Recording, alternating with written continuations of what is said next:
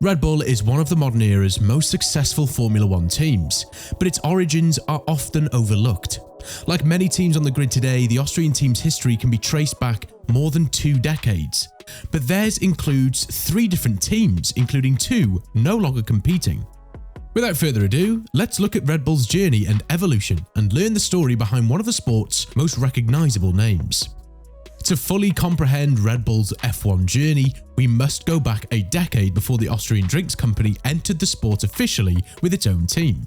In 1995, Sauber was in their 3rd year of Formula One and had a new look thanks to a title sponsorship deal with Red Bull.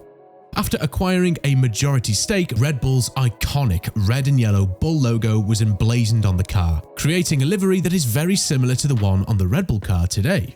Dietrich Mateschitz, the co-founder of Red Bull, signed a large deal with Sauber, which saw them stay with the Swiss outfit until the end of 2004, when they moved to enter F1 as a team outright.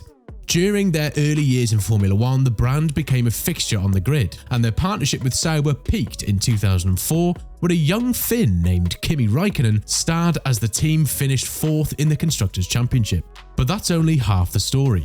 Between the Sauber sponsorship and their own entry in 2005, the foundations of what is now the Red Bull team were laid, and it all began in Milton Keynes. In 1996, Formula One legend and 3-time world champion Jackie Stewart, together with their son Paul, announced plans to enter his own team for the 1997 season. Before F1, Stewart Racing had been a successful team in its own right, having run several well-known drivers in junior series, such as the British F3 and the F1 support series F3000. Between 1997 and 1999, the team competed in Formula One with the support of British manufacturer Ford, operating out of the same Milton Keynes headquarters where Red Bull is now based. Stewart Grand Prix had a successful debut season, but reliability issues plagued them throughout, and Ruben Barrichello's 2nd place finish in Monaco was their only points finish. After a major regulatory change, the team struggled again in 1998, but rebounded in 99 with additional investment and support from Ford. Johnny Herbert signed to partner Barrichello, and the Brit took their first victory in a chaotic European Grand Prix at the Nürburgring. Jackie Stewart's team finished their 3rd and final season in 4th place in the Constructors' Championship. And in September 1999, Ford announced that it had purchased the team outright, with a rebrand planned for the following season. Stewart Grand Prix was renamed Jaguar Racing for the first season of the new millennium in order to create a British Ferrari. The F1 project began with increased investment and the headline capture of Ferrari's Eddie Irvine, who finished runner-up the previous year, as the spearhead of Ford's plans to promote the Jaguar brand globally. Following their takeover of the Stewart team, Jaguar competed in Formula One for 5 seasons. Still, progress was slow, and the board of parent company Ford eventually became frustrated with the team's lack of results. Their debut season saw Irvine and Herbert complete an all-British driver lineup, with the Englishmen staying on following their rebrand from Stewart. Despite winning a race with Stewart the previous year, Herbert's F1 career ended on a low note in 2000 when he failed to score a point in the uncompetitive Jaguar R1. Jaguar's debut season resulted in 4 points and a 9th place in the Constructors' Championship. Things didn't improve much the following year either, as a series of management changes did little to improve their fortunes. By the end of 2002, Ford's patience had worn thin, and pressure was mounting on Jaguar to produce a return on their large investment. There was some progress in 2003 when the team scored their most points to date, thanks to consistent performances from their new recruit, Mark Webber, but that proved to be a false dawn.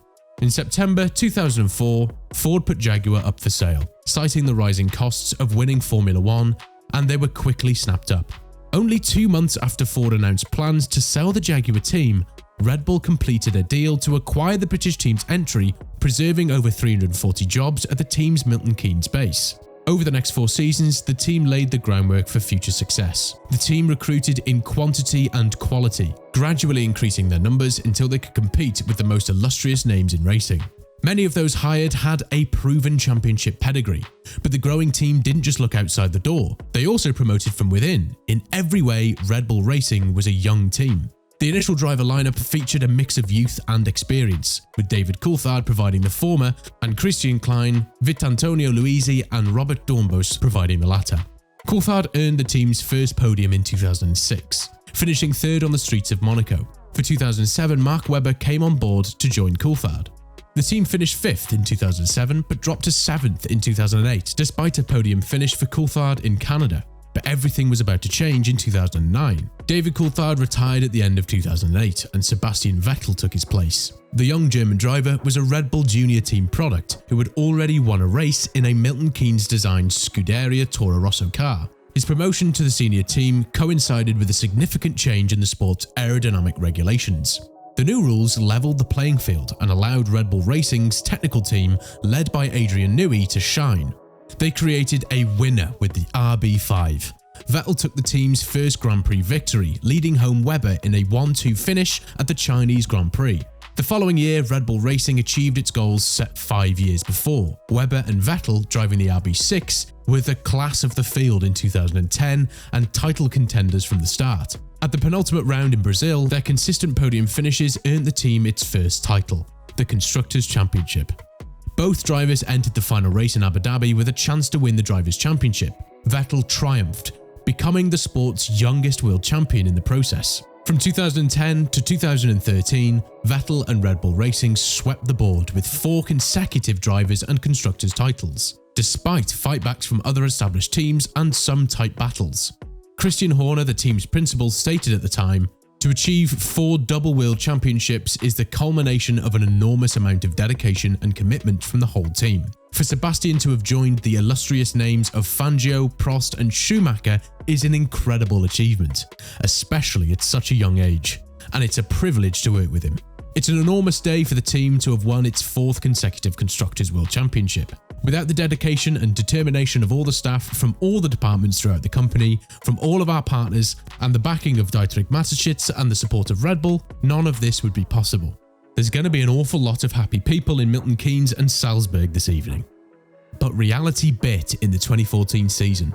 The introduction of hybrid power units signalled a shift in the established order. The RB10 lacked the competitive edge enjoyed by its predecessors due to a significant horsepower deficit. Nonetheless, the car was good enough to give Daniel Ricciardo.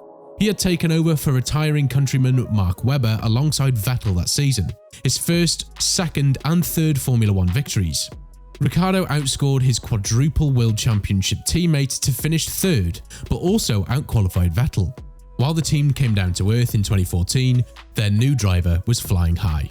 Vettel left at the end of 2014 and Daniel Kvyat, another Red Bull Junior team product, took his place. Kvyat, like Ricciardo and Vettel before him, honed his skills at Scuderia Toro Rosso before jumping.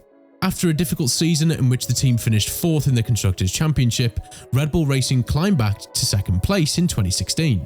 Ricciardo finished 3rd in the drivers' standings, but the name on everyone's lips was Max Verstappen. After 4 races, the young Dutchman was promoted from Scuderia Toro Rosso to replace Kvyat. He got off to the best possible start for Red Bull Racing, winning the Spanish Grand Prix at the Circuit de Catalunya, Barcelona. Ricciardo added a 2nd victory in Malaysia, having narrowly missed out in Monaco after taking his first pole position. 2017 and 2018 saw more new regulations and some high highs and some low lows, with Ricciardo and Verstappen fighting a horsepower deficit to rivals despite some great drives.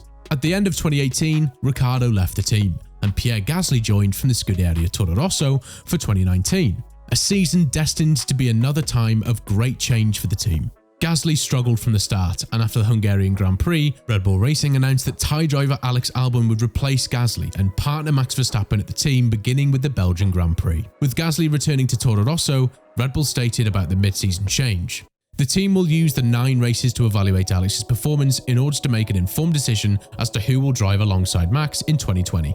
Albon raced alongside Max Verstappen for Red Bull in 2020. But just like his predecessor, he struggled to find the pace. The lowest point was the early part of the mid-season, with Albon scoring just 1 point in 4 races, finishing 10th in the Russian Grand Prix, colliding with former teammate Daniel Kvyat and retiring with the damaged radiator at the Alfa Grand Prix, being lapped by Verstappen and finishing 12th in the Portuguese Grand Prix, and dropping to 15th in the Emilia-Romagna Grand Prix due to a spin with 5 laps remaining. Some good news came after Sergio Perez retired from 3rd place due to an engine failure, allowing Albon to take his 2nd Formula One podium at the Bahrain Grand Prix. But that wasn't enough, as the Thai driver was demoted to test and reserve driver with Red Bull for the 2021 season, with Sergio Perez taking his place. And it was that season that saw Red Bull reclaim its former glory, which it had been chasing since 2013. The car impressed from the start, with the start of the season indicating that the so far dominant Mercedes may have more of a difficult time than previously. And with Red Bull replacing Ferrari as the Silver Arrow's main rival, it was up to them to end their 7-year championship winning streak. And end it they did. The season was not without controversy, however, thanks to Max Verstappen's newfound maturity and ruthless driving style. But nothing grabbed as much attention as the championship finale in Abu Dhabi. With 0 points separating the two title contenders, it was perhaps unavoidable that this season finale would go down in history. But no one could have predicted what happened in the final stages. On lap 53, this safety car was deployed due to a crash at turn 14 for Nicholas Latifi, who was fighting for position with Haas's Mick Schumacher and had dirty tyres after going off track at turn 9. Hamilton, who has led the race since lap 1, did not pit because he would have lost track position if the safety car period had not ended, while Verstappen pitted behind him for a new set of the softest available tyres. After his pit stop, Verstappen maintained second place, with 5 lapped cars between him and Hamilton. The lap drivers were initially told that they would not be allowed to overtake while the debris from Latifi's crash was being cleared by race marshals. But in a shocking turn of events, race director Michael Massey directed that only the 5 cars between Hamilton and Verstappen could unlap themselves on lap 57. Immediately after the last car passed the safety car to rejoin the lead lap, race control announced that the safety car would enter the pits at the end to allow for a final lap of green flag racing, prompting angry radio messages from the Mercedes team principal Toto Wolff. Verstappen used his fresh soft tyres on the final lap to pass Hamilton into turn 5 and take the race lead. He held off Hamilton's counterattacks to win the race and Red Bull's first World Drivers' Championship in 8 years.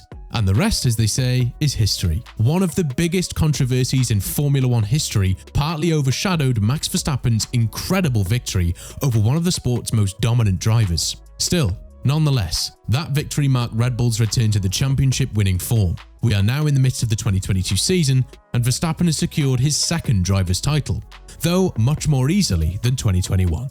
And the Red Bull Racing team is working hard to add their already illustrious legacy, almost certainly on their way to winning the Constructors' Championship for the first time since 2013. Thank you for watching.